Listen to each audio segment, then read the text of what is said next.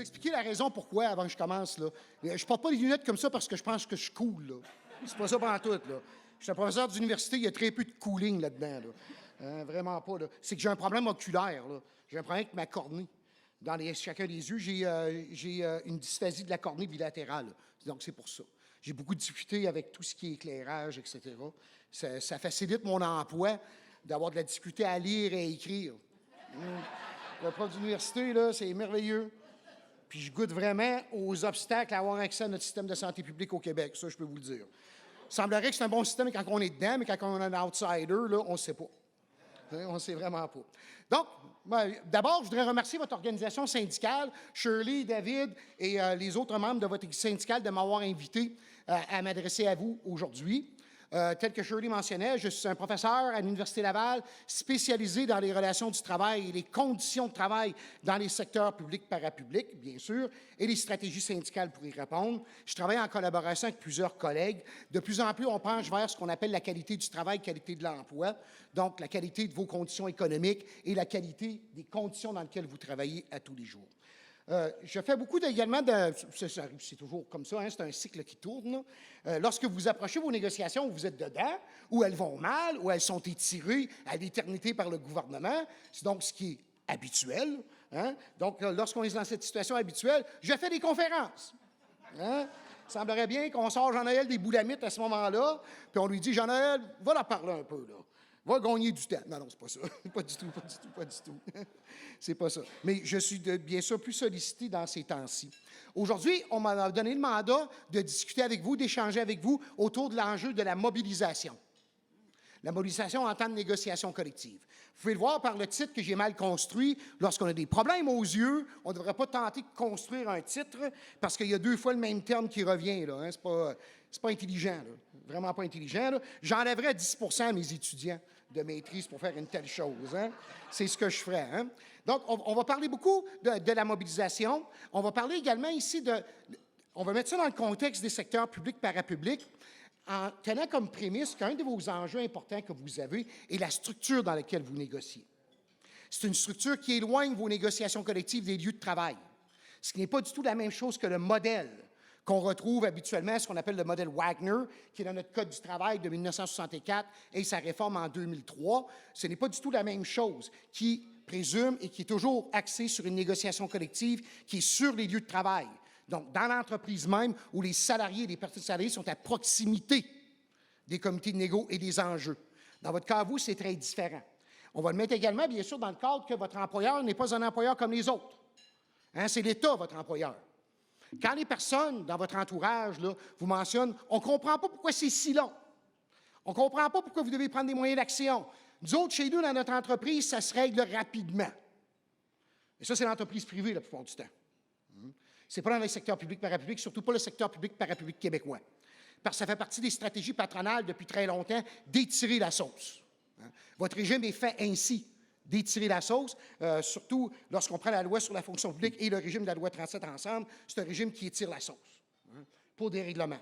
C'est exactement ce qu'on fait. On vous exige, par exemple, de faire le dépôt de vos demandes avant que l'employeur soumette ses propres revendications, ce qu'on ne voit jamais dans le secteur privé. Dans le secteur privé, même nous, à l'Université Laval, on échange les demandes en même temps. C'est la logique même d'une négociation collective. Vous, ce n'est pas cette logique-là. Donc, on va le mettre dans ce contexte. Dans ce contexte-là, je vais vous inviter, si vous avez des interventions, vous pouvez les faire à la fin, là. Ça, il n'y aura pas de problème. On va s'aménager du temps pour discuter. Oh, j'ai perdu mon chronomètre. Bon, ben, écoute donc, vous allez être mon chronomètre. Vous allez être mon chronomètre. Donc, on va débuter avec quelques constats de départ. Hein. Le constat principal, c'est que c'est la mobilisation qui est le socle de votre rapport de force. C'est une autre chose, un autre élément qui est très différent que ce qu'on retrouve dans le secteur privé. Dans le secteur privé, les mandataires, ceux qui vous représentent aux tables des négociations collectives, ont beaucoup plus d'importance dans l'atteinte des objectifs des négociations collectives et d'un règlement qui est satisfaisant. Parce que c'est beaucoup moins politisé. Mais même parfois, ils doivent faire appel à la mobilisation. Dans le secteur public, l'État attend pour voir c'est quoi la mobilisation. Fréquemment, lorsqu'on parle aux personnes qui négocient dans les secteurs publics parapublics, une des choses qu'ils vont dire, c'est que ça ne bouge pas tant que ça ne bouge pas chez les membres. Le gouvernement y attend. Donc, il faut avoir les meilleures personnes négociatrices au monde là, à vos tables de négociation. Si vous n'avez pas de mobilisation, ça ne bougera pas. Parce que la nature de vos négociations sont politiques. extrêmement politique. Et on a un gouvernement qui est très, très politisé présentement, hein? Très populiste. Hein? Vous avez vu, hein? On perd une élection dans Jean Talon, oups, on va avoir une paille qui va traverser le fleuve. C'est ce qu'ils nous ont dit, hein? Ça, on ne peut pas trouver plus politisé que ça, hein? Puis là, leur argument, c'est « tout le monde en veut hein? ». Bien, moi, j'habite à Saint-Émile, puis j'en veux pas. Hein? Ils nous ont même fait à croire que le tunnel à Québec, ici, réglerait les problèmes d'embouteillage à Val-Bélair. Je ne sais pas comment ça, c'est le discours de M. Éric Kerr, hein? Que les problèmes sur le boulevard industriel à Val-Bélair sont causés par le manque d'un troisième lien. C'est quand même étrange, hein? Je trouve que c'est loin un peu, là. Hein? Mais donc, on va prendre aussi quelques constats de départ qui sont par rapport au contexte immédiat de la négociation collective. Hein? Donc, au départ, il faut se garder à l'esprit que vous négociez devant un employeur qui n'est pas un employeur comme les autres. Le Code du travail n'avait pas prévu ça. Puis ensuite, dans la dernière mouture du Code du travail en 1964, on inclut les secteurs services publics. Mais vous savez, dans les 3 premières moutures du Code du travail, c'était prévu que vos négociations déboucheraient sur un arbitrage exécutoire en cas de mésentente. Puis ça ne fait pas l'affaire de l'État, hein? Un arbitrage où c'est des tiers, un tribunal de tiers, qui déciderait de vos conditions de travail. Ça enlèverait totalement de l'État le contrôle du processus de négociation collective et du règlement. Il faudrait que le règlement soit juste. Puis il y aurait une démonstration à faire que ces chiffres sont vrais, là. Mais ça, on y reviendra un autre jour. Hein? Donc, d'abord, hein, le constat de départ de toutes les négociations collectives présentement au Québec, qu'on soit dans le secteur public, dans les services publics, que l'on soit dans le mouvement des OBNL, que l'on soit dans le secteur privé, c'est la pénurie de main-d'œuvre. C'est une pénurie de main-d'œuvre importante. Qu'on voit certaines réactions. Dans le secteur privé, la réaction, c'est d'améliorer les conditions de travail. Hein? Mes amis à moi qui sont conseillères syndicaux dans le secteur privé, ils n'ont jamais eu ça autant facile, là. Ils s'assoient à table puis ils disent à l'employeur, ça va te coûter tant. Puis l'employeur dit, OK, on règle. Puis c'est rapide, là. Un de mes amis, par exemple, qui est conseiller syndical chez Vachon, à Sainte-Marie, bien, ils ont obtenu 27 sur 3 ans. Puis toutes les primes ont été converties en augmentation salariale, dans la convention collective. Ça a pris 3 rencontres. Puis c'est l'employeur qui a proposé. Puis dans plusieurs endroits, vous voyez les employeurs qui demandent l'ouverture des conventions collectives présentement, en disant au syndicat, je dois améliorer les conditions de travail, je perds mon monde. Là, vous voyez pas ça, c'est pas ça, vous, hein? Vous, c'est l'autre patente, hein? C'est l'autre patente où la pénurie de main-d'œuvre, la pénurie d'employés au Québec que l'on voit, a plutôt des conséquences néfastes sur vos conditions de travail. Hein? Elles aggravent ce que nous, on appelle, dans notre langage à nous, la qualité de vos emplois. Donc, le contexte dans lequel vous travaillez, on vous demande à vous de pallier la pénurie de main-d'œuvre, d'en faire plus, d'étirer votre temps de travail. Et, professionnel que vous êtes, vous le faites, vous donnez beaucoup. Mais ça, c'est un effet, ça, qui fait en sorte qu'on restructure vos emplois, là. Puis ça, on commence à le voir, par exemple, en enseignement également. Je fais de la recherche en éducation également, où on demande de plus en plus aux enseignants, des employés de soutien scolaire et des professionnels en même temps. On va le voir arriver là, dans la santé chez les infirmières pour combler les problèmes de pénurie de main-d'œuvre. Ce qu'on est en train de faire, sans le dire, c'est de restructurer vos emplois pour faire en sorte qu'on élargisse l'éventail de vos tâches et de vos responsabilités, de façon à pouvoir pallier ces pénuries de main-d'œuvre à l'interne. C'est carrément ça, là, en espérant qu'un jour, l'intelligence artificielle va vous remplacer. C'est un petit peu ça. Hein? Vous savez, quand on appelle, là, puis qu'on appelle une banque, là, puis là, ils disent « Dites-moi votre besoin ». Puis là, tu finis par crier au téléphone. Tu sais, puis tu cries, là, « Un conseiller! » Là, tu cries, là, c'est un petit peu ça à laquelle on veut arriver. Hein? Mais l'important ici, c'est de voir que l'État employeur ici, plutôt que de s'ouvrir et dire « Je dois améliorer mes conditions de travail d'une façon importante pour être concurrentiel avec le secteur privé, pour attirer mes gens et les retenir, ceux que j'ai. Ils investissent beaucoup en vous, là. Si les gens quittent avant leur retraite, là, ils perdent de l'expertise incroyable, là. C'est une perte importante pour un employeur. Ici, l'État prend ça plutôt de la façon différente. C'est une opportunité de continuer notre restructuration. Vous savez, quand on parle des restructurations dans les secteurs publics, parapublics, on part toujours de la prémisse qu'il y a un projet de restructuration qui est présent. Il peut être bon pour les salariés, mais la plupart du temps, il n'est pas bon. Il faut l'avouer, là. Il y a des effets néfastes fréquemment qui sont la détérioration des conditions de travail. Mais ça prend une opportunité. Puis là, eux, ils ont l'opportunité de restructurer les emplois. Si vous ne vous mobilisez pas, ils vont le faire. Ils vont procéder à restructurer les emplois. Donc, la mobilisation devient quelque chose d'extrêmement important parce que plutôt que de choisir d'améliorer les conditions de travail, ils se dirigent plutôt vers la direction de rendre le travail plus difficile. En se disant, de toute façon, les plus jeunes qui vont arriver ne verront pas la différence. C'est exactement ce qu'on voit présentement en enseignement. Hein? Les jeunes enseignantes qui arrivent, là, ils acceptent n'importe quoi là, parce qu'ils ne savent pas. Ils ne savent pas du tout. Donc, ils se ramassent à faire toutes sortes de tâches. Il y en a plein, par exemple, qui vont aller travailler au service de garde. Puis là, on leur dit, on va te payer le salaire du service de garde. Hein? Vous savez, des choses comme ça, là, où ils travaillent beaucoup, ils font beaucoup de rapports, beaucoup de paperasse, etc. Des choses qui ne sont normalement pas dans leurs tâches. Mais l'État en profite, là. Il y a cette opportunité, il en profite, et il faut absolument lui faire penser différemment. Et c'est vous qui pouvez le faire. Ce n'est pas des gens de l'extérieur qui peuvent le faire, parce qu'ils sont nourris par des consultants qui leur mentionnent que c'est le modèle. Poursuivez le modèle. L'exemple que je vais vous donner, c'est la restructuration en santé, là. La grande centralisation en santé, qui a été tentée en Alberta, en Saskatchewan, des échecs flagrants. En Saskatchewan, ils ont fait un audit, puis la conclusion était que ça leur prenait une dépense de 1 million de dollars pour sauver 10 000 dans ce contexte-là. C'est exactement ça, là. C'est pour ça qu'ils l'ont abandonné. En Alberta, c'est pareil. Puis ici, le ministre, poussé par des consultants, va mentionner que « Ah oui, mais nous, on va le faire correctement. » Ça ne m'inspire pas confiance, là. Hein? Ça ne m'inspire pas confiance, là, en voyant ce qu'ils font, là, de la façon qu'ils agissent. Et c'est à votre détriment qu'ils le font. Parce que qu'est-ce qu'ils font de la façon qu'ils agissent présentement, là? Ils sont en train de dévaloriser la fonction publique. C'est ça qu'ils sont en train de faire, là. Puis les gens se tournent vers vous et disent, ces gens-là ne sont pas compétents. Ces gens-là ne font pas du bon travail. Alors qu'en réalité, ce sont des décisions politiques qui ne font aucun sens. Puis ensuite, ils se cachent. Hein? Ils se cachent, ils sont cachés toujours, hein? À moins qu'ils trouvent un nouveau projet, là, comme une paille, là. Mais ça, s'ils ne trouvent pas un projet comme une paille, là, ils vont se cacher derrière vous puis ils vont vous mettre en avant. Hein? Donc, ça, c'est un des contextes. Puis il faut le dire, là, vous méritez de meilleures conditions de travail que ce que vous avez dans le contexte actuel. Tout le monde le mérite, ça. Il faut le dire, ça. Parce que les enjeux par rapport à la pérennité de la fonction publique québécoise, également du parapublic, parce qu'il y a beaucoup de gens dans le parapublic, dans les organismes, hein, ces enjeux-là semblent passer à côté des objectifs du gouvernement. Il ne faut pas l'oublier, hein, que lorsque le gouvernement est arrivé au pouvoir, il y avait un objectif de poursuivre la réduction de la taille de la fonction publique, hein, qui est encore là. Il voulait éliminer un autre 10 000 ETC. Hein? Là, présentement, il attend parce que ça va s'éliminer de soi-même. Hein? C'est un petit peu ça, là, avec vos départs à la retraite s'ils ne comptent pas les postes. Hein? Mais il faut l'obliger à le faire. Il faut l'obliger à améliorer la qualité du travail et des emplois. Puis je vais vous donner une comparaison.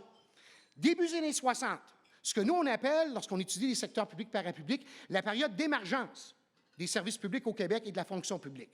Le gouvernement, on est en pleine révolution tranquille, le gouvernement va avoir une fonction publique de qualité, professionnelle, capable de bien le conseiller et de bien exécuter les mandats qu'on lui donne. On n'avait pas une fonction publique professionnelle avant. C'était du patronage. Tout était par patronage.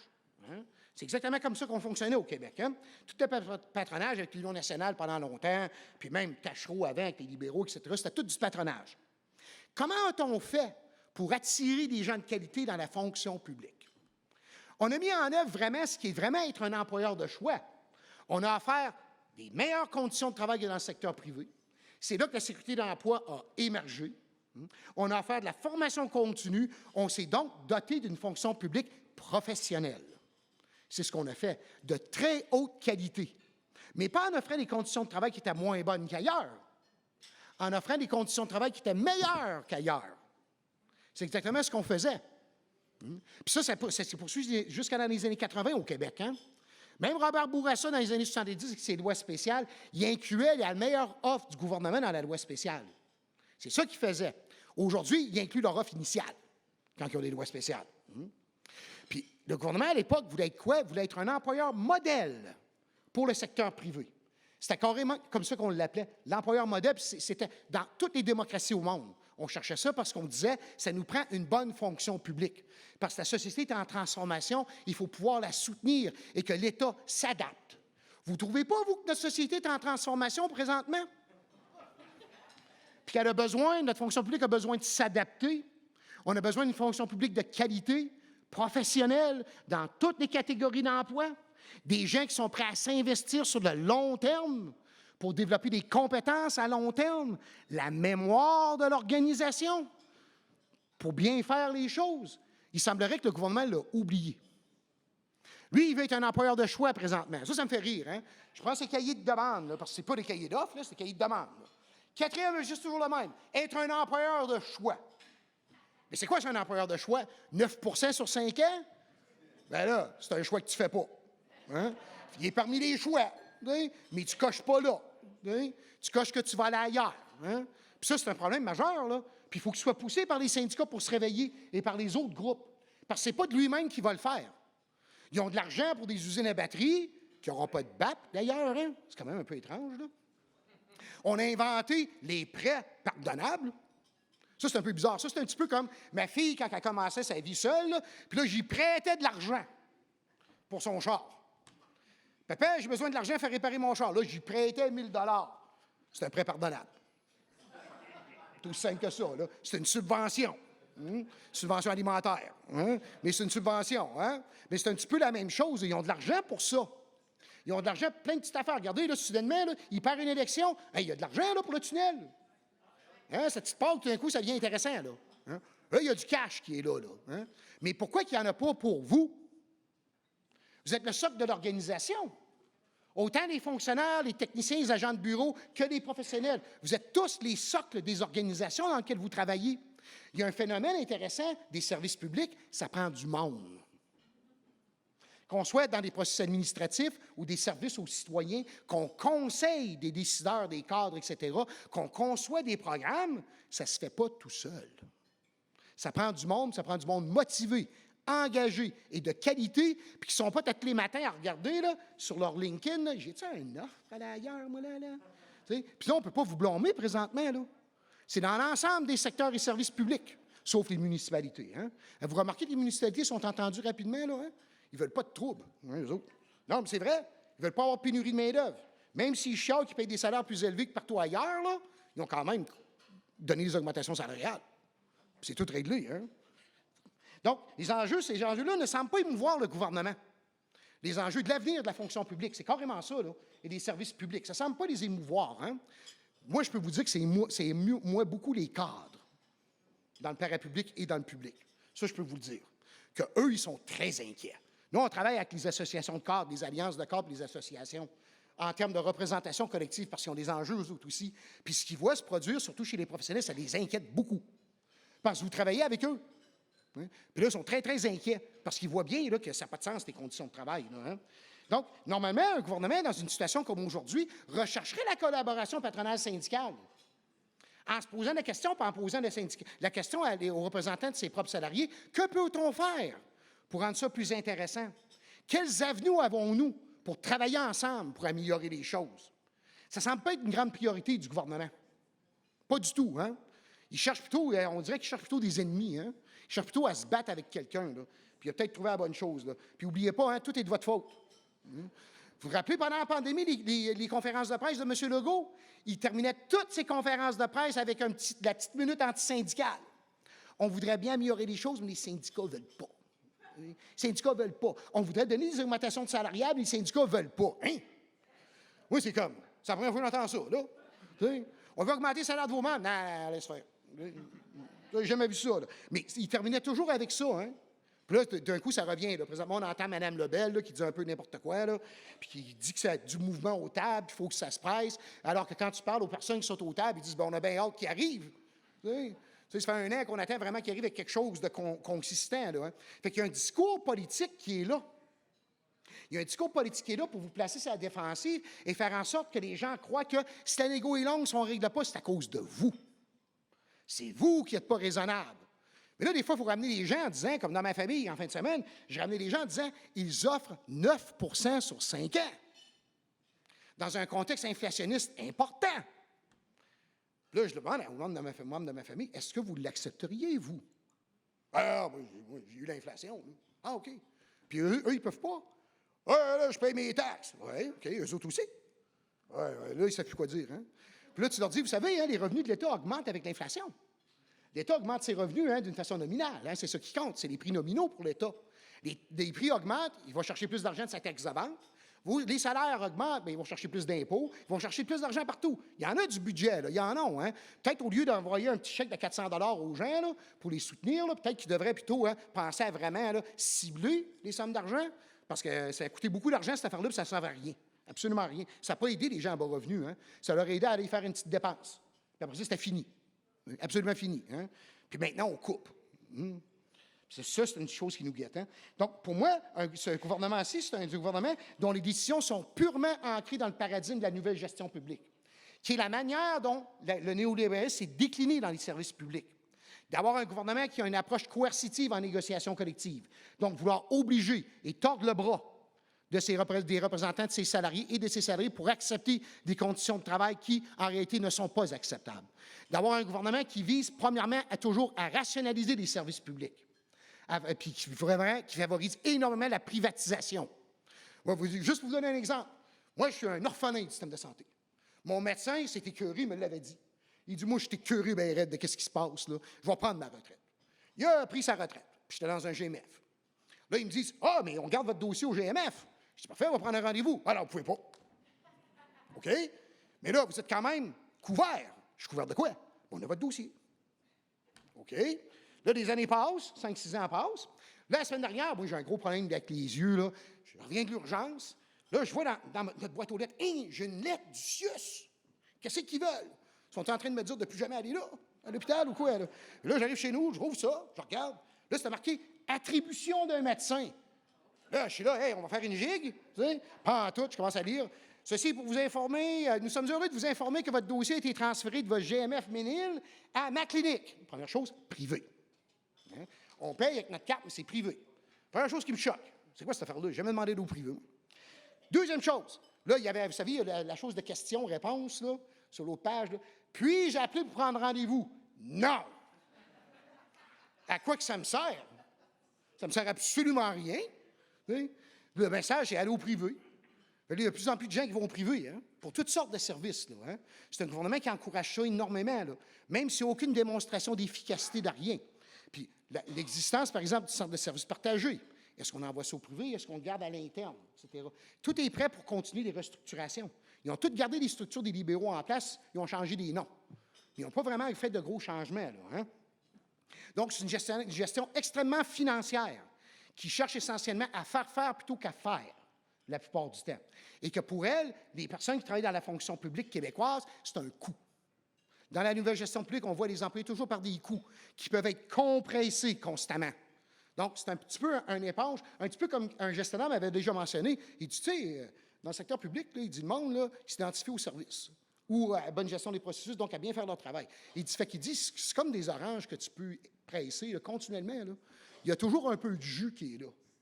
Puis il dit, on pèse le jus, on presse sur le jus, puis ceux qui n'ont plus de jus à donner, bien, ils vont s'en aller. Et c'est aussi simple que ça. C'est une logique un peu machiavélique, là, mais c'est un petit peu ça, le néolibéralisme. C'est vous faire travailler jusqu'au bout, là, puis vous dépeindre justement comme des gens qui profitaient du système. Hein, vous l'entendez autour de vous, hein? Ah, mais là, t'es bien, toi. T'es bien, pourquoi? Hey, t'as un gros salaire? Non. Là, il faut leur dire, là, non. Comparé aux gens dans le secteur privé, j'ai pas un gros salaire. Hey, t'as un gros fonds de pension? Non plus, là. J'en paye la moitié. Hein? Fait que, tu sais, ça me revient, là, comme toi, ça te revient, là, tu sais. Puis, il y a plein d'avantages sociaux. Vraiment pas. T'sais. Vraiment, vraiment pas. Puis là, à un moment donné, il faut leur répondre, là. Moi, à un moment donné, je me suis choqué, puis ma femme est enseignante au primaire, puis j'ai dit, là, tu vas leur répondre. Fait que quand sa famille, c'est toutes des caquistes, là, puis avant ça, c'était des adéquistes. Il y en a qui font partie du Parti conservateur du Québec, là, la patente à Duhem, là, puis Adrien Pouliot avant, là. T'sais. Duhem s'est présenté dans mon comté, là. Hein? On l'a clenché. Hein? Tu sais, sa pancarte était au bout de ma rue, hein? Ce que je voyais à tous les matins, puis moi, j'arrêtais pas de dire à ma femme, je vais aller l'enlever. Je vais aller l'enlever. Elle disait, tu peux pas faire ça. Je vais aller l'enlever. Il m'énerve, tu sais. Mais on a carrément cette image-là, hein, d'un gouvernement qui est en guerre, là, contre sa fonction publique, là, puis qui ne veut pas s'ouvrir puis dire, on va résoudre le problème, là. Puis ça se fait, hein. Regardez, par exemple, en Ontario, ils ont un problème de rémunération avec les enseignants-enseignantes. Bien, le gouvernement a proposé l'arbitrage salarial. C'est ce qu'il a fait, là. Sans critères, comme on fait au Québec. Hein. Au Québec, quand le gouvernement fait des critères là, d'arbitrage, c'est qu'il faut que ce soit à coût nul. Comme en santé pour l'arbitrage local, à coût nul. Puis là, le gouvernement dit que c'est une façon d'améliorer les conditions de travail, mais à coût nul. Comment on va faire ça? Ça ne se fait pas, là. Hein, ça ne se fait absolument pas. Puis notez comment il y a quelque chose qui ne va pas avec ce gouvernement-là. La Sûreté du Québec a refusé le règlement en comité paritaire, parce qu'ils négocient en comité paritaire. Puis ensuite, c'est un arbitrage non exécutoire, et donc une recommandation. Mais ils ont refusé, pourquoi? En raison des concessions des régimes de retraite. Puis on leur a offert 21 là. Puis ils l'ont refusé parce qu'on leur demandait plein de concessions des régimes de retraite. Donc, c'est un gouvernement qui n'a pas compris encore, là. Ils ne comprennent pas. C'est un gouvernement de comptables et de financiers. Ils n'ont rien que ça, hein? Ils n'ont rien que pour l'entreprise privée. Mais une société, ce n'est pas l'entreprise privée, là. Le facteur plus important de stabilité dans une société, c'est la fonction publique. C'est la fonction publique et le service public. C'est ce qui tient une société ensemble. C'est ça que vous faites, hein? C'est exactement ce que vous faites, là.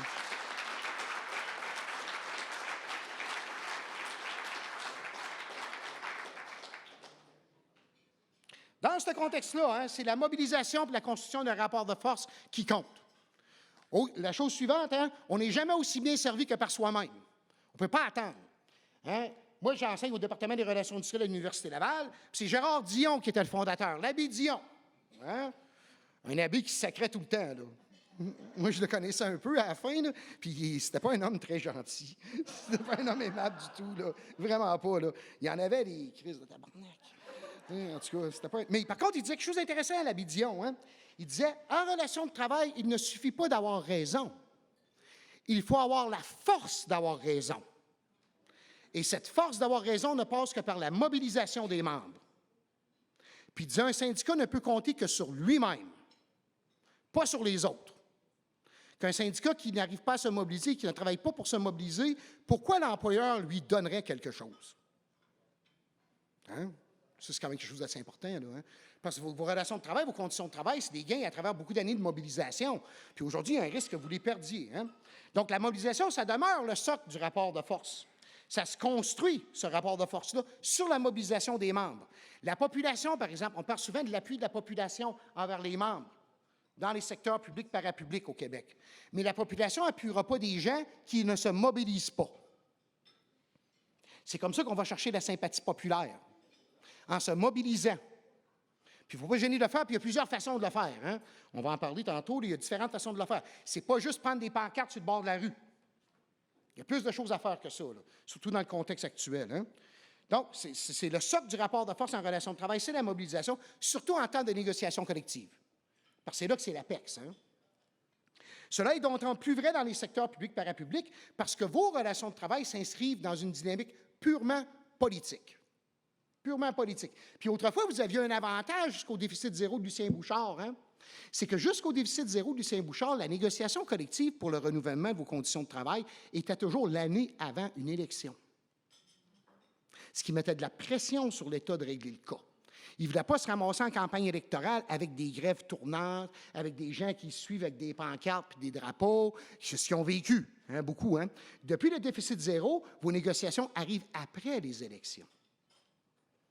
Ce qui fait en sorte qu'il faut absolument faire bouger le gouvernement par soi-même. Parce qu'on n'a plus, cette espèce d'épée de Damoclès-là sur le gouvernement en disant, si tu ne règles pas avec nous, là, rapidement, là, bien, on va te pourchasser. Puis on l'a vu, lorsque les gouvernements ont eu de grandes grèves au Québec, la plupart ont été battus aux élections suivantes.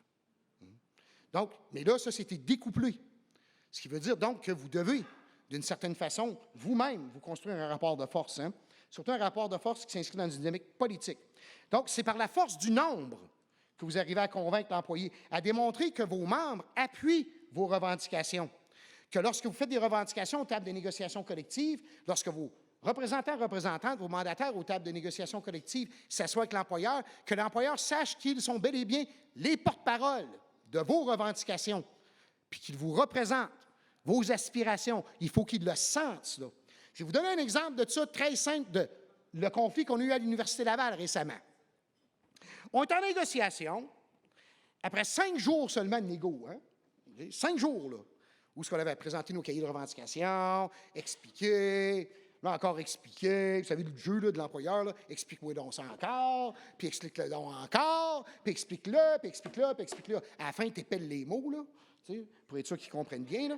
L'employeur nous regarde, puis il dit, moi, là, il dit, je pense pas que vos membres vous suivent. Il dit, allez donc vous chercher un vote de grève pour voir. dit, ah, ouais.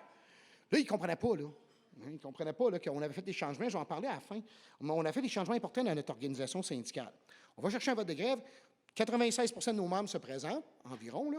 On a un mandat de grève à 96,4 On retourne voir l'employeur. Ben, ils ne feront pas la grève. Là, il s'est ramassé vraiment dans le trou. Hein? On a terminé, et nous, là, on demandait au début 12,5 sur 3 ans. On a terminé avec 25 sur 3 ans, en termes salariales. Puis ça, c'est la proposition du conciliateur qui a été acceptée par l'employeur. Parce qu'on l'a pris complètement les culottes à terre. Il ne pensait jamais qu'on allait se mobiliser. Il a fait une grave erreur. Puis la raison pourquoi j'amène cet exemple-là, c'est que nous sommes des professionnels.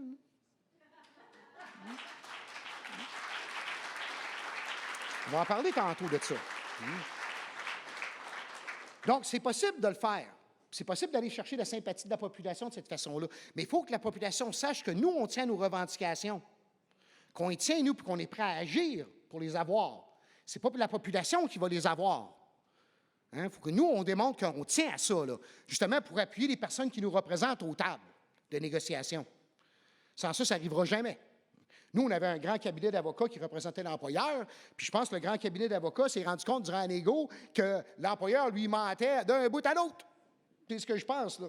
Puis je pense qu'on restait sur nous. On s'amenait à la fin à des tactiques un petit peu plus... c'est ce que moi j'aime, là. Un petit peu plus direct, là.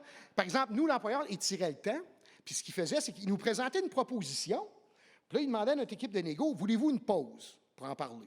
Notre équipe disait, non, c'est simple, là, votre affaire, là, c'est 4 lignes. On est capable de le lire, on est capable d'en discuter. Vous avez déjà notre revendication à nous, qui est beaucoup plus développée.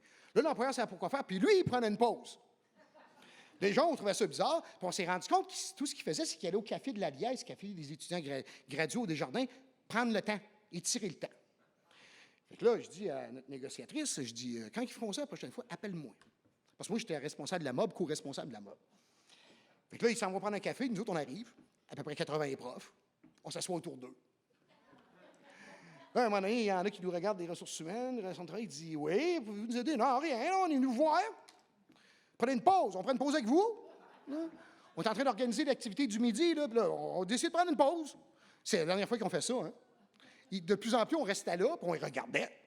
Puis là, ils se sentaient là, de plus en plus comme mal à l'aise. Puis là, ils ont décidé de retourner en haut, puis apparemment que ça a changé vraiment beaucoup de choses en haut. Ils ont eu peur. Là. Moi, j'étais prêt à aller loin. Là. Moi, j'avais l'adresse de la rectrice, puis etc. Là. Moi, non, mais tu vas devoir être chez elle à tous les matins là, pour lui souhaiter une bonne journée. Juste comme ça, là. Bonne journée, Madame la rectrice. J'espère vous voir tantôt. Ça finit un petit peu. Tu sais, tu fais aucune menace à rien. Là. Tu dis, je me promenais dans votre coin. J'habite à Saint-Émile, je suis venu prendre une marche à Cap-Rouge. Tu sais, avant de travailler, puis là, ben voilà, là, tu sais. Ces choses-là, là. Donc, le rapport de force, on va continuer, là. Donc, le rapport de force, en réalité, c'est une capacité. Quand vous avez vos membres avec vous, là, vos membres représentent une capacité, un potentiel de mobilisation, un potentiel stratégique qu'on peut utiliser au bon moment, au bon endroit et de la bonne façon pour, justement, faire en sorte qu'on mette de la pression sur l'employeur. Mais notez que je mentionne que c'est une capacité. Il faut lui donner des motivations, des raisons de passer à l'action, cette capacité-là. Donc, de faire en sorte qu'elle passe d'être une puissance à être du pouvoir de négociation collective. Hein, la puissance, là, je vais prendre une analogie, moi je vais à la pêche. Bien là, pas cette année à cause de mes yeux, là, mais en tout cas, d'habitude, je vais à la pêche. Je vais à la pêche, là, j'amène ma canne de pêche, j'ai tout ce qu'il me faut, là, mes appâts, etc., j'ai tout mon stock. Là. Mais imaginez-vous, là, si j'y vais une journée là, où ce qui fait 120 degrés dehors, là. Puis là, j'essaie de pogner une truite. Elle n'est pas là, là. Elle est cachée, là. Là, toute la journée, je vais être là. J'ai ma capacité, tout mon gréement de pêche. Ma stratégie, elle est mauvaise. Je n'ai pas bien mobilisé mes ressources. Puis ça, c'est quelque chose d'important. Il faut le faire d'une façon stratégique, au bon moment, au bon endroit et de la bonne façon. On va parler de la bonne façon tantôt. Là. Il y a plusieurs façons. Là, hein? C'est ce qu'il faut faire. Donc, cette capacité-là, il dépend beaucoup donc de la mobilisation des membres et de la population dans les secteurs publics derrière vos revendications. Pas nécessairement que la population va dans les rues, là. On n'est plus en 1974. De toute façon, en 1974, on était manipulés, là. Moi, j'étais au secondaire à l'époque, puis on avait fait la grève, puis on ne savait pas vraiment pourquoi, là. Hein? C'est parce que le prof, dans le cours de, c'était quoi, non? C'était information sociale et politique, quelque chose comme ça qu'il y avait dans le temps, là, il nous avait dit qu'il fallait le faire. Des jeunes comme nous, là, 14 ans, let's go! Hein? Mais il n'y a rien qui a marché, là. Mais en tout cas, mais on était là. C'est plus comme ça, là. Hein? On n'est plus du tout comme ça. Aujourd'hui, la population attend pour voir. Hein? Vous allez mobiliser. Puis son appui va être plutôt silencieux. Puis des fois, ça ne paraît pas. Des fois, ça paraît beaucoup au niveau de qu'est-ce que les députés entendent du parti au pouvoir à toutes les fins de semaine quand ils sont dans leur comté. Qu'est-ce que les gens leur disent un peu, là? La façon que les journalistes abordent des questions. Vous savez, on voit déjà des journalistes là, qui commencent à dire à Mme Lebel, quand elle dit qu'elle a fait son grand mouvement là, de élagage, là, puis elle n'est pas capable de donner aucun exemple de ce qu'elle a vraiment fait, là, puis elle mentionne que tout ce qui n'est pas conventionné, on a décidé de le poursuivre. Ah oui, c'est ça le problème, là. Il faudrait que ce soit conventionné, tes affaires, là. Mais elle fait tout ça, là, mais elle va chercher la population de son bord, hein? C'est ça qu'elle fait, là. Elle dit, nous, regardez comment on est responsable, regardez les syndicats, comment ils ne sont pas responsables, etc., etc. Puis c'est ça qu'elle joue, là. Elle tente de mobiliser la population contre vous, en vous dépeignant d'une façon qui est négative. Mais notez que les journalistes commencent un petit peu à en avoir plein le casque de ce discours, qui dure depuis la pandémie, en réalité, hein. Notez comment les journalistes commencent, comme l'autre soir, là, c'était Mme Dussault, qui dit à justement Mme Lebel, mais vous ne pensez pas là, qu'à votre 9 sur 5 ans, là, c'est pas sérieux, là. Ah, la capacité de payer du gouvernement. Mais déjà, là, mais ça faisait longtemps que les journalistes n'avaient pas posé des questions comme ça, là. Moi, je trouve qu'au Québec, on a de plus en plus des journalistes là, qui achètent n'importe quoi, là. Pas mal, là. Moi, j'écoute Radio-Canada 106,3, puis je commence à être pas mal tanné, là. Des entrevues bonbons qu'ils donnent, là. Pas critique du tout, alors qu'avant, il était un petit peu plus, là. Hein? Maintenant, plus pas en tout, là. Hein?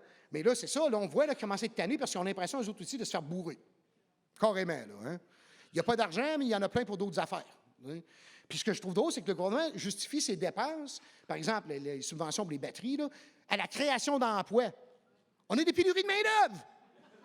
On n'est plus en 1980, là. En 1980, on faisait tout pour travailler. Là, maintenant, il faut tout faire pour les attirer à travailler. Les jeunes, parce qu'ils disent, bien, moi, je peux aller ailleurs, là. Là, ils vont aggraver leurs problèmes, là. C'est carrément ça qui va arriver, là, hein? Puis Mme Lebel, encore, qui mentionnait qu'elle n'était pas prête à donner l'augmentation du coût de la vie, etc., etc. Mais eux, hein, 30 là. Hein, ça n'a pas été compliqué, hein? Mais ça, on devrait vous le donner à vous, hein? Pardon? Oui, c'est ça, exactement, là. Bien, c'est ça. Mais pas la vôtre. Voyons. C'est super carnaval, c'est là. Non, mais sérieusement, là, c'est comme insultant, hein? Ça démontre un gouvernement qui est très arrogant, hein? Vraiment arrogant. C'était sa première priorité, là. C'est de se donner cette augmentation salariale-là. Mais on devrait vous donner à ça, à vous aussi, hein? Vous mettre 3 choix, OK? Puis là, vous êtes dans une salle, puis vous votez. Tu veux-tu 10 par année, 12 par année ou 15 par année? Choisis! Il n'y en a pas beaucoup qui vont faire 10 là. Hein? Vraiment pas beaucoup. Hein? Puis vous savez, lorsqu'ils mentionnent que c'est parce que les salaires des députés sont les mêmes depuis longtemps, là, c'est faux, ça. Hein? Dans la loi, ils augmentaient leur salaire de 2 minimum par année. Ça, c'est dans la loi, là. Fait que leur salaire augmentait, là. Il augmentait plus que le vôtre. Fait que ce qu'ils mentionnent, là, que ça fait 20 ans que ça n'a pas augmenté, c'est totalement faux. C'est tout simplement totalement faux. Hein? C'est parce qu'ils disent qu'un député, ça travaille comme monsieur, comment il s'appelle, non? Oh, God! Juste à savoir que c'est lui, ministre de l'Éducation, tout le monde était découragé. Hein? Vraiment, là, c'est décourageant. Là. Mais juste de la façon qu'il a justifié ça, tu ne viendras pas me comparer. Hein? Tu vas pas me comparer à quelqu'un qui te donne des services publics. Là. Hein? Ça fait quand même assez étrange. Là, hein? C'est de l'arrogance. Ça démontre une arrogance épouvantable. Là. Puis un manque de respect pour ces travailleurs, travailleuses. Moi, j'en vois pas de ça, moi, des employeurs du secteur privé qui sortent à la place publique. Là. Venez acheter mes produits, mes employés, là, c'est des pas bons. Hein? Ils veulent des salaires, là, on ne donne pas des salaires à ce monde-là. C'est des pas bons, là. Hein? Qui partent en grève, on n'a pas besoin des autres. Hein? Ils ne font pas ça dans l'entreprise privée. Là. Quand ils ont un problème de relation de travail, là, ils ne vont pas au micro et dire « Hey, viens acheter mes meubles, gagne de trucs de cul à l'arrière. » Ça va bien aller.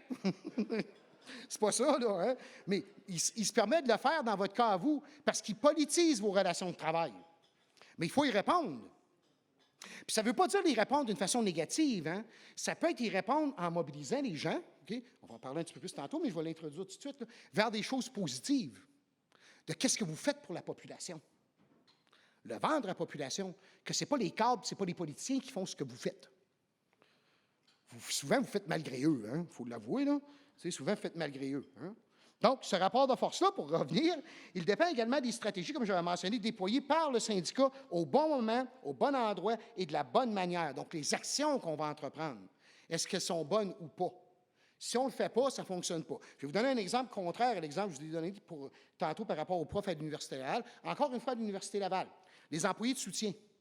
Les employés de soutien ont accepté le paramètre de l'employeur de dire si vous faites du piquetage, c'est à l'intérieur d'un grillage, dans un stationnement, loin de tout le monde sur le campus. C'est ce qu'ils ont fait. Hein? Eux, on disait qu'ils allaient en prison. On voyait arriver à tous les matins, là, puis ils rentraient dans une grosse patente quadrillée, là, barrée, là, avec des barrières. Là, puis là, ils faisaient leur journée là. C'est quand même un peu bizarre. Là, moi, je disais souvent à mon boss, je disais les otages. Non, mais c'est vrai pareil. Là. Look, we found workers, they're in prison. C'est un peu ça, là. T'sais.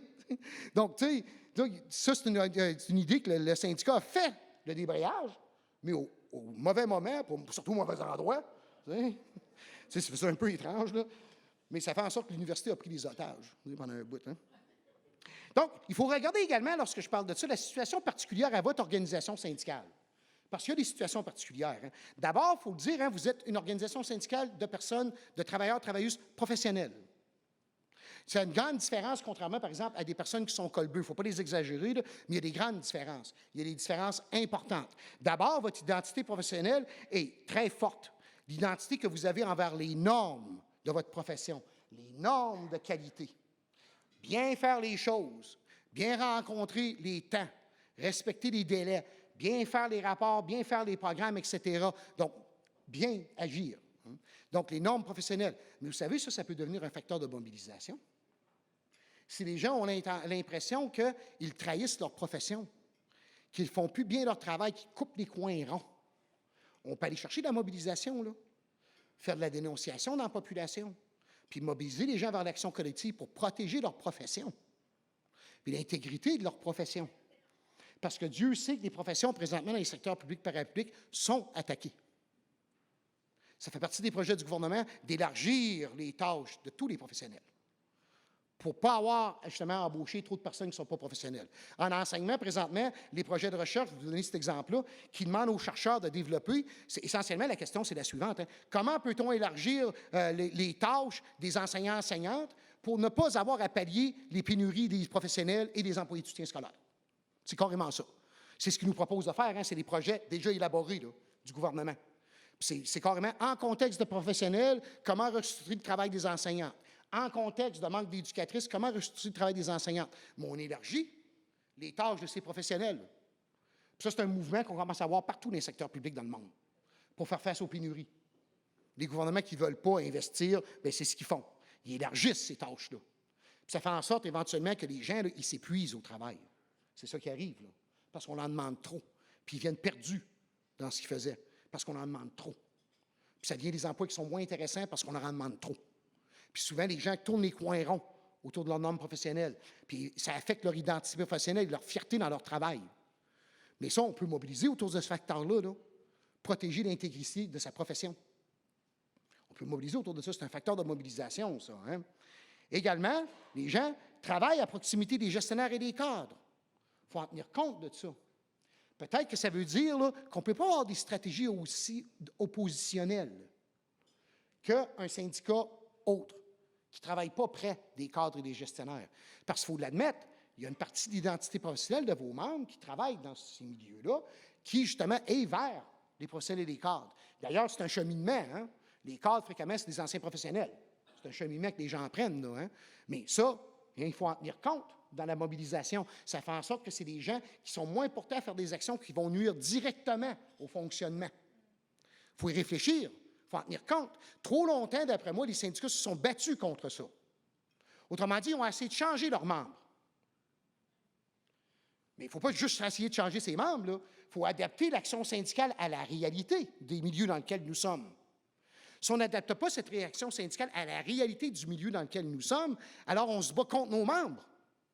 C'est ça qui se produit. Donc, il faut s'adapter. Ce qui veut dire que ça peut être variable, nos moyens d'action. L'important, c'est de faire des actions qui amènent les gens éventuellement vers une mobilisation plus grande. Puis c'est toutes des choses à petits pas, se mobiliser. Hein? Vous savez, la chose la plus difficile, là, parce que j'ai été syndicaliste longtemps à CSN avant d'être prof à l'Université Laval, la chose la plus difficile, c'est prendre la personne qui n'est pas habituée, là, puis la convaincre qu'il faut prendre une pancarte, puis aller sur le bord de la rue. Ça, c'est difficile. C'est très difficile. Mais pour l'amener, pour l'amener vers cela, là, cette personne-là, là, il faut faire des petites actions avant qui la rendent confortable, hein, tranquillement. Hein? Moi, j'ai fait ça avec ma fille qui était de droite, elle sortait avec un gars de droite, c'est un entrepreneur, puis aujourd'hui, là, elle est dans la FAE, puis elle est impliquée au bout. Hein? Tranquillement, je l'ai amenée. Hein? Quand j'étais à CSN, à FTEC CSN, j'ai travaillé avec, elle était petite, c'était facile. Hein? Mais moi, c'était drôle, là, parce que à l'époque, le slogan de la CSN, c'était « Solidarité », puis elle était sur mes épaules, puis elle criait « On veut la liberté ». Là, attends, tu là, les libertariens, là, désolé, là. Mais là, elle a plus compris, là, hein, plus compris. Mais elle était antisyndicale au début parce qu'elle avait peur des actions. Pour elle, syndicat, c'était synonyme d'opposer, de ne pas vouloir, de toujours en demander plus. Puis à un moment donné, à force de travailler, de parler avec moi et ma conjointe, elle a commencé à comprendre là, que, ouais, en fin de compte, ils font des demandes pour nous, pour les services publics. Puis ça aide aussi le fait qu'elle est devenue enseignante et elle est précaire. Puis là, elle vit ça, là. Fait que là, elle est prête à prendre les pancartes, là. Elle est vraiment prête, là. À rester quasiment toute la nuit, l'autre jour, à la rencontre du SERQ pour la grève, pour s'assurer qu'elle vote. Ça, je suis très fier de ça, hein. Je suis très, très fier de ça, hein. Également, donc, on a l'identité professionnelle de vos membres, hein, qui est déclinée de deux façons, l'identité envers la profession, les normes, etc., mais également le fait qu'on travaille avec les gestionnaires pour faire en sorte que les choses fonctionnent bien. C'est difficile ensuite de leur demander d'agir de façon à démolir ça, là. Hein? C'est comme s'ils travaillaient contre eux-mêmes. Là. C'est très difficile. Deuxième facteur, hein, c'est que la représentation collective de votre organisation syndicale est dans plusieurs secteurs différents, avec plusieurs professions. Vous êtes dans la fonction publique, dans le réseau collégial, vous êtes donc dans le réseau d'éducation, vous êtes également dans les organismes parapublics. Hein?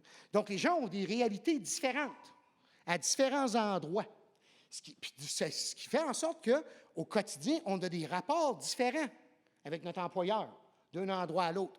Parce que les styles de gestion ne sont pas les mêmes partout dans la fonction publique et dans les services publics. Il y a des styles très différents, surtout quand on est dans les réseaux très décentralisés comme l'éducation et les organismes. Il y a des styles qui sont différents.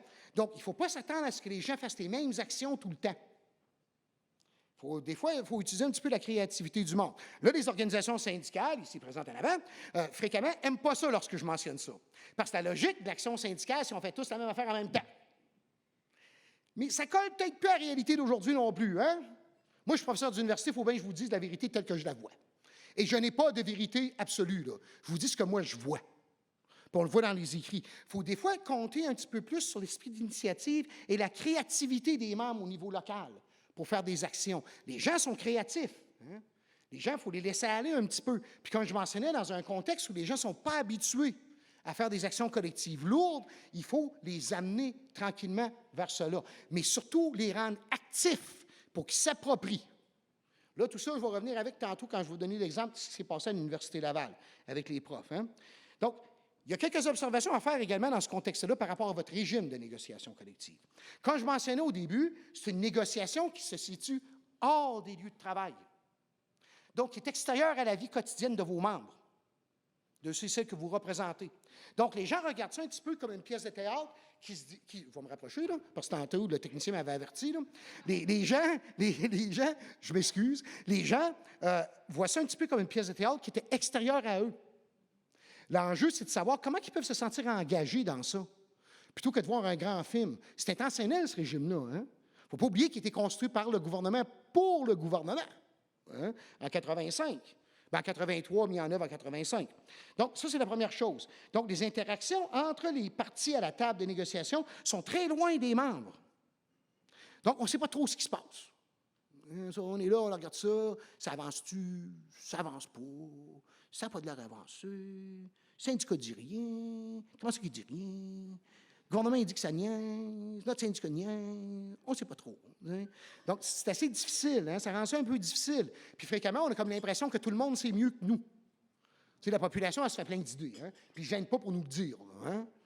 D'ailleurs, souvent, ils connaissent mieux vos conditions de travail que vous. Hein. Ça, c'est une réalité. Là, hein. Moi, j'ai même eu là, des gens dans ma famille, dans la famille à ma femme, là, qui lui ont mentionné que ce qui est écrit dans sa convention collective, c'était pas vrai. C'était juste une patente pour le gouvernement. Là, tu leur dis, eh bien, c'est comme drôle pareil, là. Tu sais, que c'est à force de loi qu'on te dépose, c'est sanctionné, etc. Mais ça ne veut absolument rien dire. Qu'on va en arbitrage fréquemment pour ça, mais ça ne veut rien dire. On va en arbitrage parce qu'il y a des avocats qui ont besoin d'argent, peut-être, je ne sais pas trop. Là. Hein? Non, mais c'est un peu étrange, là. Hein? Donc, pour moi, il faut, dans la représentation, dans ce régime-là, il faut tenter de rapprocher. C'est ça aussi qui vient raccrocher l'idée d'action locale. Ça aide à rapprocher les gens de la réalité de leur négociation, puis de pouvoir se l'approprier eux-mêmes, cette négociation, puis de se sentir des acteurs de la négociation, et non pas seulement des spectateurs de la négociation.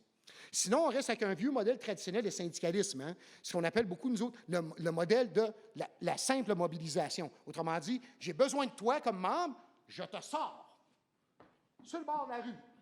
Tiens la pancarte, tiens le drapeau, voilà un sifflet. Hein? Ah ouais, fais-en. Hein? Là, OK, j'ai plus besoin de toi, rentre en dedans. Fou! Mais ça, c'est assez limité comme engagement des membres, parce qu'ils ne s'approprient pas leur négociation. Il faut, en premier lieu, hein, qu'ils se sentent dans leur milieu local, qu'ils ont une main prise sur qu'est-ce qu'on va faire, des actions qu'on va faire, puis que ce soit un petit peu à leur image au niveau local. Donc, la présence de plus en plus sentie du Conseil du Trésor au parapublic. Ça, c'est un changement important que nous, on voit.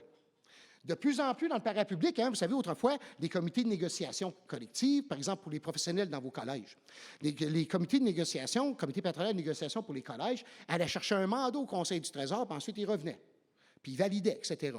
Maintenant, le mandat vient du Conseil du Trésor, directement. Puis il y a quelqu'un du Conseil du Trésor qui supervise la table de négo. Il y a une centralisation plus importante que l'on voit, de plus en plus importante que l'on voit.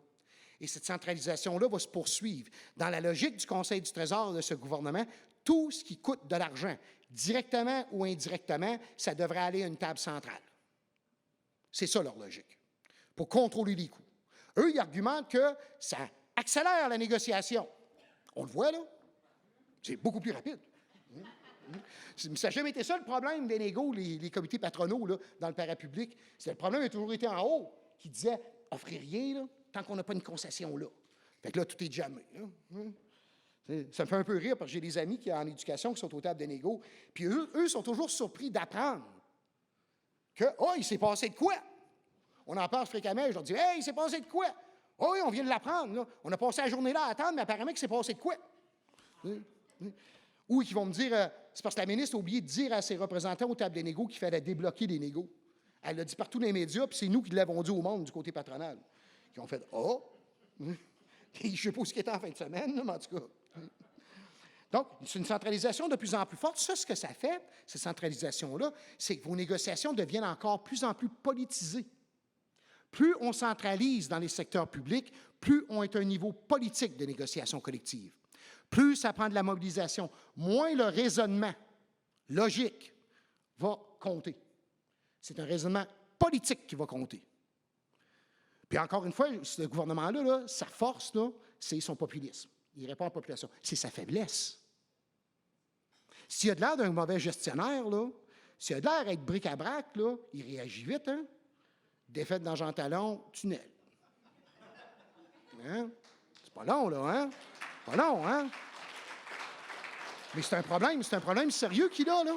C'est un problème sérieux, parce qu'il va chercher son appui populaire par rapport à ça. Nous sommes de bons gestionnaires.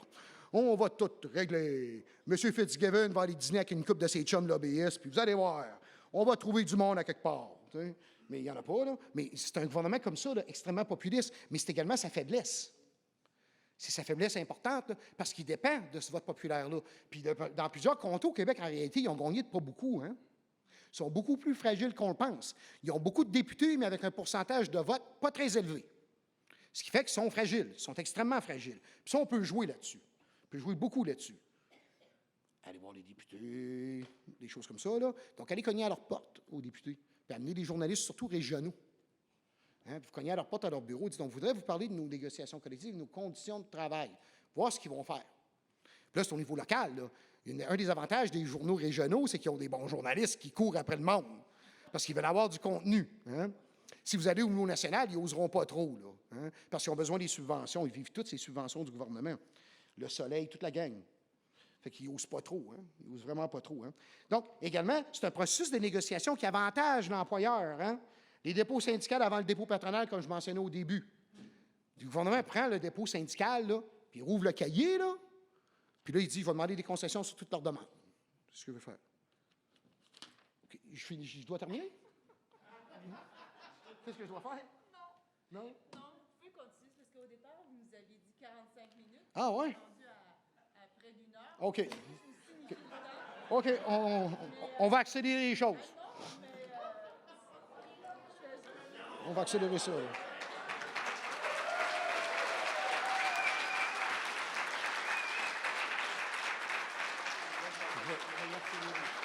Je vais l'accélérer. On arrive. OK, on continue. Donc, deuxième chose du processus de négociation collective, hein, c'est votre acquisition de votre droit de grève, il est soumis à plusieurs étapes, plusieurs limites qu'on ne retrouve pas non plus dans le secteur privé. Hein, il y a des délais de carence, services essentiels, il y a toutes sortes de choses, d'étapes à travers lesquelles vous devez passer pour chaque fois que vous faites une action.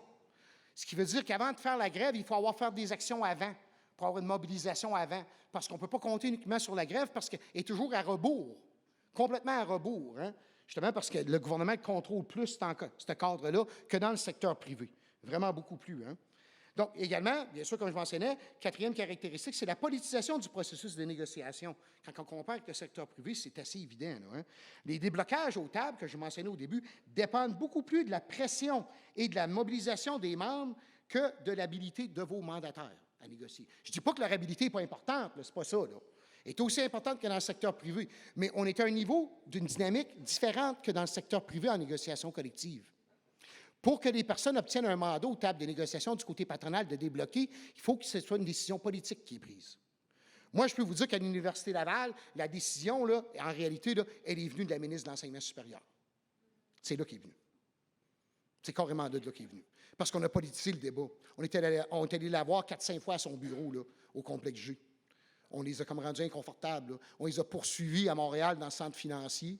On a fait, par exemple, quelques mobilisations dans les parcs en face d'où eux se présentaient. On a fait toutes sortes de choses comme ça qu'ils nous trouvaient vraiment tannants. Là, mais l'idée, c'était ça. Là. Ça allait être vraiment tannant. Là. Puis nous sommes des professionnels qui s'identifient à leurs projets de recherche, leurs subventions, leurs écrits, supposément pas mobilisants. Tous individualistes, comme notre employeur nous disait. Hein? Mais soudainement, on a développé un réflexe collectif énorme qui a surpris l'employeur. Ça nous a même surpris, nous. Je veux dire, là, ça nous a surpris énormément. Hein? On ne vous comptera pas de blagues. Là. Ça nous a surpris de beaucoup. Autre caractéristique importante, troisième caractéristique de votre organisation syndicale, c'est l'organisation du travail. Il y a une segmentation professionnelle importante. C'est lié aux différents secteurs dans lesquels vous êtes. Hein? Autrement dit, fréquemment, là, c'est un petit peu comme nous à l'Université Laval. Vos membres ne se connaissent pas nécessairement. Puis quand ils sont à l'extérieur de l'université, par exemple, s'ils sont dans leur réseau professionnel, ils ne se côtoient pas nécessairement dans les mêmes réseaux professionnels. C'est une différence, par exemple, avec des enseignants-enseignantes. Il y a une plus grande cohésion chez les enseignants-enseignantes parce qu'ils ont toutes la même identité professionnelle. Ils suivent fréquemment les mêmes formations en même temps, etc. Donc, ils se côtoient beaucoup plus que ce qu'on va retrouver chez vous. Hein? Donc, il y a une segmentation professionnelle importante. Il y a une diversité des situations dans les milieux de travail, comme je mentionnais avant, et des styles de gestion qui sont là. Puis également, il faut le mentionner, hein, le télétravail rend très difficile la mobilisation. Ça a pour effet d'isoler les gens. Ça a pour effet que les gens ne se sentent plus partie pris d'un collectif de travail. Hein? Parce que la proximité, là, ça, Michel Chartrand le disait. Chartrand disait, hein, c'est la clé, si tu veux faire une bonne mobilisation, il faut que les gens se connaissent. Parce que Chartrand disait, hein, c'est pas mal plus difficile de dire non à ton chum qui est à côté là, qu'à quelqu'un que tu ne connais pas. C'est pour ça que les syndicats, autrefois, organisaient beaucoup d'activités sociales. Parce que là, quand ça venait le temps d'avoir un conflit de travail, là, puis là, Georges se tournait vers Gérard, là, puis disait, Gérard, on fait du skido ensemble, là. Toi, tu vas être là au pitage? Hein, Gérard, tu vas être là? Là, tout le monde t'entoure Gérard. Hein, Gérard, ça va être là, Gérard? Je pense que oui. Hein? Et puis là, il y allait. Hein? Chartrand mentionnait ça, que ça, c'était vraiment important. Puis deuxième chose qu'il mentionnait, Chartrand, c'est que ça te prend les femmes. Non, la raison, hein, c'est que Chartrand disait, quand tu négocies et tu as un membership de femmes ou que les femmes des hommes sont derrière toi, ça devient une question de principe. Puis il dit, une femme, ça recule pas mal moins sur une question de principe qu'un homme. Hein, ça, il disait toujours. Il disait, nous autres, les hommes, là, on cherche à faire le deal pour que ça se règle. Il dit, la femme, là, elle, est convaincue qu'elle a raison. Puis il dit, elle a raison. Puis elle va pousser jusqu'à temps que toi, là, tu sois convaincu qu'elle a raison. Okay? Que ça soit de conviction ou de peur. Okay?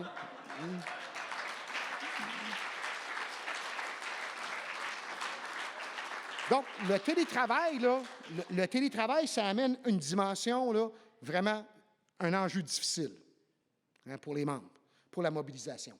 Les gens se retrouvent atomisés chez eux, ils ne se côtoient plus, ça devient extrêmement difficile, ils ont moins un sens collectif. Nous, ce qu'on a fait à l'Université Laval, parce que nous étions en télétravail depuis 2019, on a commencé à faire avec nos membres des cafés-rencontres virtuels. Je pense que vous en faites de ça, là, des pauses, des affaires comme ça. On a commencé à faire ça. On a commencé à donner des mandats à nos délégués syndicaux dans différentes unités que nous avions, d'organiser les activités eux-mêmes, où les gens, par exemple, ils allaient dans un parc, c'est l'heure du midi, les gens pouvaient venir pour que les gens, justement, se rencontrent puis discutent, etc., etc. Donc, l'idée, c'était de les sortir de leur isolement. De les sortir de leur isolement, puis c'était pas nécessairement de discuter des enjeux de négo, là. C'était pour que les gens se rencontrent de nouveau, pour qu'ils renouent les uns avec les autres de nouveau. Hein, puis là, on faisait ça à des heures flexibles, etc. Puis les personnes déléguées pouvaient faire l'activité que leurs membres voulaient. Moi, par exemple, j'étais délégué en relations industrielles, j'ai envoyé un petit sondage à mes gens. Qu'est-ce que vous aimeriez faire? Par un ensemble de choix. J'avais une question ouverte. Puis là, je leur posais la question suivante. Est-ce que vous seriez prêt à vous impliquer pour l'organiser avec moi? Non, mais l'idée, là, c'est qu'ils se l'approprient. Quand je vous mentionnais tantôt qu'ils soient en action, qu'ils s'approprient les moyens d'action, mais ça, c'est un moyen d'action, là. Hein, on avait organisé des petits 5 à 7 virtuels, ensuite des petits 5 à 7 en présentiel, organisés avec les membres. Donc, c'était leur patente. C'était leur affaire. On a organisé ensuite des rencontres dans des parcs. C'était leur affaire à eux autres, là. Puis ça, on a poursuivi ça, nous, pendant notre grève, pendant notre mobilisation et avant. C'est ce qu'on a poursuivi. Donc, ça amène un degré de difficulté vraiment important. Mais ça exige également qu'on multiplie les contacts avec les membres, positifs, pour leur vendre et les convaincre de quels sont les avantages de l'action collective. Quand la personne membre dit, là, il nous offre juste 9 il ne faut pas gêner pour leur répondre, là, hein? La seule façon qu'on va pouvoir les avoir pour bouger, là, c'est si on se tient les coudes. Il faut qu'on se tienne les coudes, là. Hein? Puis là, on peut discuter. Moi, souvent, ce qui arrivait, quand j'ai commencé, moi, les gens, là, ils commençaient là, à l'Université Laval, parce que nous, on avait un syndicat jaune, hein? Un syndicat qui était pour l'employeur, là, vraiment. Là. Il y avait des dispositions de convention collective qui n'étaient pas appliquées, qui nous avantageaient depuis des années. Puis, par exemple, nous avions des assemblées où nous n'avions pas le droit de poser de questions. Hein? Par exemple, pour ratifier une convention collective, pas le droit d'une question de fond. Seulement sur le processus. Par exemple, tu vas au micro et tu dis, je voudrais savoir pourquoi on obtient seulement 3,75 sur 3 ans. Monsieur Grenier, vous êtes hors d'ordre. Eh bien, vous pouvez poser une question sur comment on l'a obtenu. C'est facile, ça, 3,75. Veux-tu que je te le donne? Tu sais, te le donner? Ah, tu sais, franchement, là. Mais on avait ce genre de syndicat-là. Fait qu'on avait un membership qui était hyper empathique. On partait très loin, nous, pour convaincre nos gens, là. C'était une construction lente, sur 2 ans avant le début de nos négos qu'on a fait. Hein? Puis pendant les négos, on l'a accéléré pour convaincre les gens que ça valait la peine de s'investir. Puis que ça changeait avec eux, par eux, que le syndicat était là pour eux et par eux, qu'il n'y a rien qui arrivait du haut vers le bas. Que l'organisation syndicale, le leadership du syndicat, l'exécutif, c'était plutôt un mécanisme de coordination des actions. Mais qu'ensuite, les gens, il fallait qu'ils agissent, là. C'était leur syndicat. Le syndicat donne la direction stratégique. Il coordonne les actions. Mais on peut laisser aux gens dans les milieux faire des actions auxquelles les membres s'identifient. Donc, qu'est-ce qu'ils et elles veulent faire? C'est ce que nous, on a fait. Donc, tombons un petit peu dans la mobilisation, puis ensuite, on va terminer avec l'exemple de l'Université Laval. Il y a énormément de travaux sur la mobilisation. Les travaux fondateurs, ce sont ceux de Kelly, John Kelly en Angleterre. Premier ouvrage en 1998, très intéressant. Ça s'appelle Industrial Relations. Il y a un autre bout là, que je ne me rappelle plus. je vieillis, hein, comme tout le monde, là. J'ai mangé beaucoup de coups à la tête. Fait que, non, ça m'arrive souvent, c'est ainsi de chercher mon automobile. Bien, plus là, parce que je ne conduis plus, là. Verriez-vous sur la route? Tabarnache! J'en tuerais une coupe, ce serait pas long, là. Je vois à peu près à 4 pieds. Faut que je porte ça le soir en sortant dehors. Ça aide pas, là. Je pile beaucoup sur mon chien, c'est ainsi. Non, moi, j'ai un labrador, puis il aime ça dormir dehors. Il aime ça le frais le soir. Fait qu'il dort dehors le soir au frais, mais en dessous d'un arbuste. Souvent, je ne le vois pas. Fait que là, je me promène, puis plac, je pile dessus. Là, il se lève, puis il me regarde. Toi, là, hein, tu me déranges. Oh, il y a le bonhomme marteau dans dedans. Donc, Kelly, ça, c'est quoi qu'il a travaillé? Hein? Kelly mentionne d'abord que la mobilisation doit s'adapter. Excusez-moi. La mobilisation doit s'appuyer sur la présence d'injustice au travail. Le fait que vos augmentations salariales et vos salaires actuels ne sont pas satisfaisants, c'est une injustice. Nous, on travaille beaucoup en relations industrielles, là, pour ça, là, c'est le concept d'équité. D'équité interne, d'équité externe. C'est normal que les gens veulent une équité interne, donc entre vous, mais surtout une équité externe. C'est normal qu'on se compare à l'extérieur. Vous savez, votre employeur, c'est ce qu'il fait. Il se compare. Hein? Présentement, il vous compare avec des travailleurs, travailleuses non syndiqués qui travaillent dans les entreprises de 50 employés et moins. Parce que c'est là qu'ils sont les salaires les plus bas que les vôtres. Nulle part ailleurs, au Québec. Vous avez un retard salarial sur tout le monde.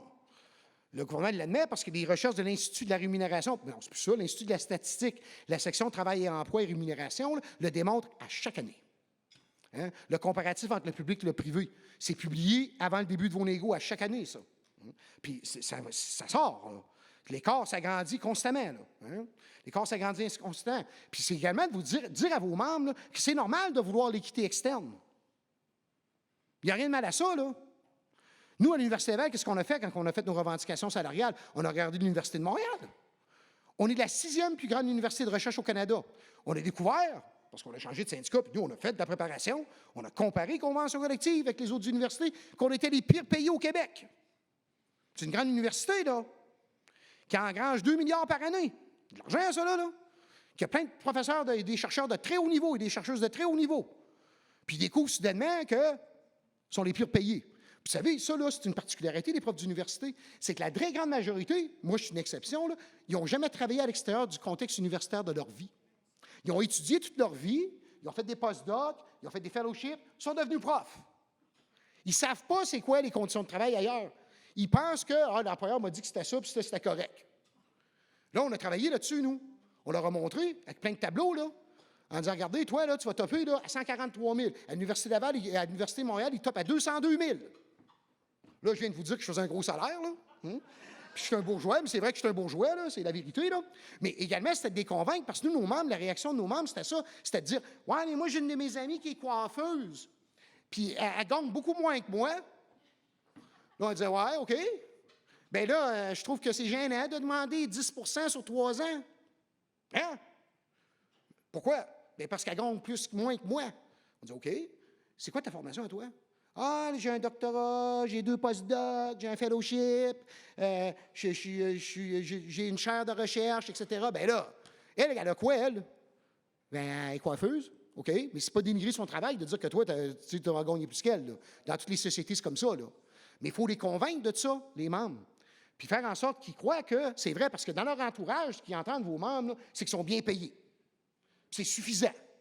Parce que les gens ne savent pas. Puis, tu ne travailles pas le soir, puis toutes tes fins de semaine, mais ça aussi, c'est pas vrai, là. Hein? Mais ça, ils ne savent pas. Il y a plein de travail caché dans le secteur public. Puis vous travaillez vraiment pas beaucoup d'heures, puis vous avez plein de congés payés, puis vous êtes toujours en vacances. Hein? Ça, il faut le dire, là. Hein? Puis vous avez comme 3 heures de lunch avec 4 martinis. Hein? Non, mais c'est beaucoup ça, hein, l'image, là. L'image que les gouvernements ont réussi dans le temps, là, à dépeindre là, sur vous, c'est ça, là. Encore une fois, je viens à l'idée, hein, il n'y a aucun employeur du secteur privé qui va faire ça. Sauf un méchant maillet, là. Tu sais, mais je veux dire, tu fais pas ça, là. Tu sais, encore une fois, achète mon produit, mes employés, là, pas fort. Embarque dans le train. Prends l'avion. Donc, Kelly mentionnait qu'il faut identifier une injustice. Première injustice, là, ce sont vos conditions économiques de travail. Donc, la qualité de vos emplois. Deuxième injustice, là, c'est la qualité du travail dans lequel vous êtes placé. Je ne parle pas de la qualité du travail que vous faites, là, c'est la qualité de votre environnement de travail. Il se détériore. C'est délétère à la santé psychologique de vos membres, à la valorisation qu'ils font de leur emploi. Puis ça, c'est grave. Ça, c'est grave. Il n'y a rien de pire qu'une personne professionnelle, ou même de toute autre catégorie d'emploi, qui a l'impression de ne pas faire ce qui devrait être fait, parce qu'on ne lui donne pas le temps de le faire. Qui a l'impression de tourner les coins ronds, parce qu'il y a des décisions rapides qui sont faites, puis on veut des choses rapides, puis on n'a pas assez de ressources pour faire la chose comme il faut. Mais ça, il faut le dénoncer aussi. Ça, c'est le deuxième type d'injustice sur lequel vous pouvez vous appuyer. Puis Kelly le mentionne, hein, puis il y a beaucoup d'expérience de ça hein, par la suite, là, au Québec et ailleurs, que justement, aller s'approprier ces injustices-là sont importantes. Aller se les approprier et en discuter avec les membres. Puis leur proposer, c'est quoi la solution? Puis ensuite, leur amener des solutions tranquillement qui sont les solutions de l'organisation syndicale à ces genres de problèmes-là. Que nous, comme syndicat, on a une solution. L'employeur, il n'en a pas de solution. Il en propose très peu de solutions. Hein? Apparemment que la solution, au début, hein, c'était l'informatique, que ça allait tout régler. M. Kerr, hein? Tout le monde va avoir son numéro. Oui, tout le monde a son numéro. Tout le monde attend. Non, mais c'est épouvantable ce qu'on fait là, hein, en tout cas. C'est amateur comme ça, pas de bon sens comment c'est amateur. C'est gênant. Hein? Moi, j'ai des amis là, partout dans le monde. Hein? Bon, on travaille ces secteurs publics. Puis on était dans un groupe de recherche avec des Australiens qui ils m'ont écœuré, là. Ils m'ont écœuré l'année passée, là, pendant tout le temps. Ouais, like in Québec, l'informatique québécois. Oui, monsieur, ça va super bien. Hein? Donc, il disait que Kelly mentionne que l'injustice au travail doit être mobilisée. Elle est un point d'entrée pour la mobilisation des membres. C'est par là qu'il faut passer. Puis mettre en évidence cette injustice. Autrement dit, verbaliser ce que les membres vivent. Puis les amener à le verbaliser eux-mêmes, ce qu'ils vivent. Parce qu'une chose des professionnels, c'est un petit peu comme des cadres, hein, vous intériorisez beaucoup de choses. Hein?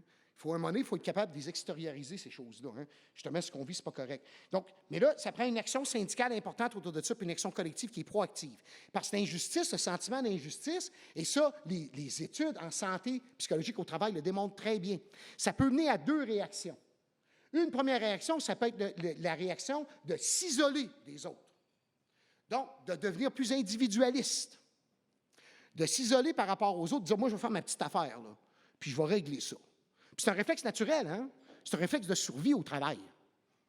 De dire, moi, là, je vais faire ma petite affaire ici, là, puis je vais être correct. Puis il y en a beaucoup de gens qui font ça lorsqu'ils vivent des situations qui ne sont pas satisfaisantes au travail ou des situations qui sont délétères pour eux-mêmes et ceux qui les entourent. Puis c'est normal. Il faut absolument sortir de là, ça. Hein? L'autre sentiment d'injustice, ça peut conduire à des réflexes qui sont collectifs et à des actions pour faire changer les choses collectivement.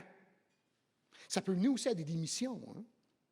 Ça, c'est un geste individuel qui peut devenir collectif. Je ne vous dirai pas faire ça. Là. Mais les enseignantes au Québec, c'était en 1979 qu'ils avaient fait ça. Il y en avait plein qui avaient démissionné. Hein? Il y en avait 10 000 qui avaient démissionné d'une claque. Puis ils ont obtenu des améliorations de leurs conditions de travail. Parce qu'on s'est ramassé comme présentement, là, avec moi, un de mes chums, là, sa fille, là, sa prof d'anglais l'année passée, là, c'était le concierge. Un, c'était le concierge, puis l'autre, sa fille, c'était le prof d'anglais, c'était, je ne me rappelle plus. Parce que c'était quelqu'un de l'extérieur, là, c'était bien étrange leur affaire. Là. Puis ça, là, moi, si j'avais été eux autres, j'aurais parti en grève tout de suite, là, dire, là, ça fait, là. C'est quand même bizarre un peu, là. Mais pour ça, là, quand on dit là, de collectiver ce sentiment d'injustice, ça prend un leadership proactif. Il faut aller au-devant de nos membres dans l'organisation syndicale. Je pense que je suis rendu, je ne suis plus. Ça fait longtemps que je ne clique plus, là. Bon, parfait. Bon. Donc, il faut avoir un leadership proactif. Il faut avoir un leadership proactif qui part, bien sûr, du sommet de l'organisation syndicale, mais surtout qui se manifeste sur le plancher, dans les milieux de travail, avec les personnes déléguées. Il faut bien outiller. Ah, ben, c'est revenu. La vie revient. Oh, on veut me faire à la boîte, on met à la conclusion.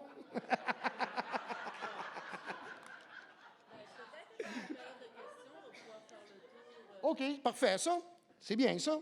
Ce que je veux vous dire, là, en gros, là, hein, c'est que ça prend un leadership proactif, ça prend des initiatives locales. Il faut repenser un petit peu comment nos organisations syndicales fonctionnent. Et qu'est-ce que ça veut dire de la mobilisation? Il faut voir que notre organisme national, c'est un organisme essentiellement de direction stratégique de nos actions qu'on va prendre. Ça prend une stratégie. Il faut que les actions qu'on prend pour mobiliser les gens, pour les sensibiliser, se dirigent vers une même direction. Il faut qu'il y ait un certain momentum. La question, c'est est-ce que ça doit être la même action en même temps dans tous les lieux de travail? Ou est-ce qu'on ne peut pas plutôt avoir des actions qui sont aux couleurs des lieux de travail? Tant aussi longtemps que ça met de la pression sur l'employeur. Parce que l'important, présentement, l'enjeu, c'est de mobiliser le monde. Après ça, on pourra faire des grandes actions, tout le monde ensemble, là. Mais présentement, l'important, c'est de mobiliser les gens. Ça peut se décliner de toutes sortes de façons. Hein? Là, il faut aller au-delà de simplement de mettre un sticker à quelque part, là. Moi, ça m'enrage. Je vois ça en enseignement présentement, là, puis c'est pas de la mobilisation, là. Ça, c'est donner de l'information à quelqu'un, là. T'sais. Je suis mal payé. OK. Faites autre chose, faites quelque chose, là. Hein? Mais ça peut être simplement des actions qui réunissent les gens dans les milieux pour justement discuter des conditions de travail. Puis pour amener les informer sur les revendications syndicales. Ça peut être pendant les pauses, sensibiliser, parce que vous savez pourquoi je mentionne ça? Qui sont les premiers yeux du gouvernement en contexte de négociation collective? Ce sont les cadres et les gestionnaires. Eux, ils surveillent les milieux de voir comment ça va, là.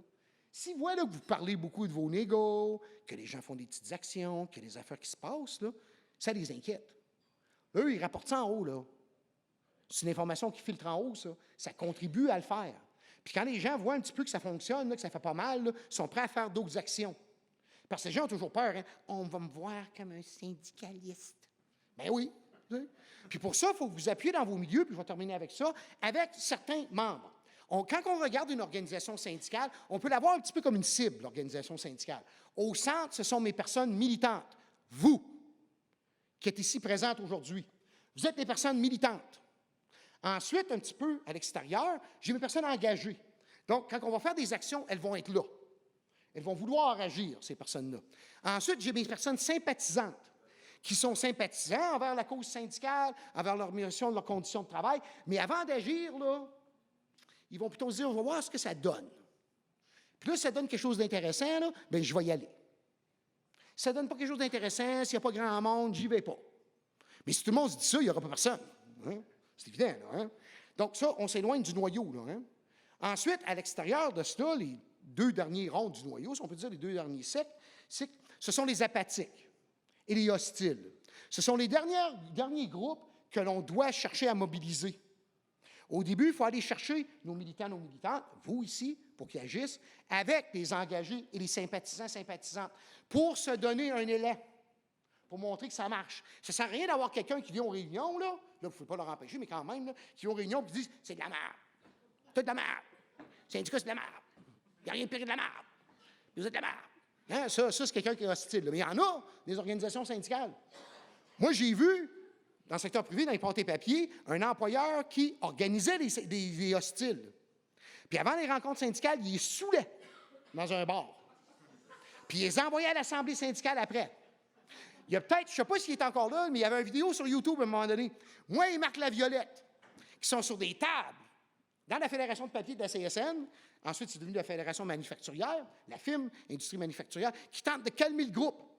Parce que des hostiles qui sont en train de se claquer à la gueule avec les militants. Puis là, ça y va, là, à la Malbaie.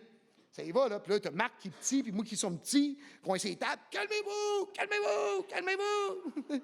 Ça s'est calmé quand il était tout fatigué. Donc, ce que je vais vous laisser ceci en terminant. Okay? Votre cause, elle est juste. Votre cause, elle est bonne. Vos revendications sont légitimes. Sont légitimes autant en termes salarial qu'en termes qualitatifs de l'emploi. C'est légitime d'abord en raison, lorsqu'on fait des comparaisons avec des personnes qui ont des emplois comparables aux vôtres, à l'extérieur du secteur public, vous avez des retards. Un gouvernement qui fait face à des problèmes de pénurie de main-d'œuvre et qui se dit un employeur de choix et qui offre ce qu'il vous offre, qui négocie de la façon qu'il négocie encore, là, ça, c'est une négociation des années 80, là, la façon qu'il agit. Là, hein. Mais c'est un gouvernement qui doit se faire, je ne dirais pas le mot, là, en tout cas, c'est un gouvernement qui doit se faire motiver. Hein? Une certaine motivation, hein? Il y en a besoin. Puis quelque chose, là, quand les gens dans votre entourage vont vous dire là, que ouais, c'est des services publics, nos taxes, là, rappelez-vous quelque chose. Il n'y a personne qui commence sa carrière là, en disant « J'espère que dans 30 ans, ça va être pire. » Il n'y a personne qui fait ça. Tout le monde veut améliorer son salaire.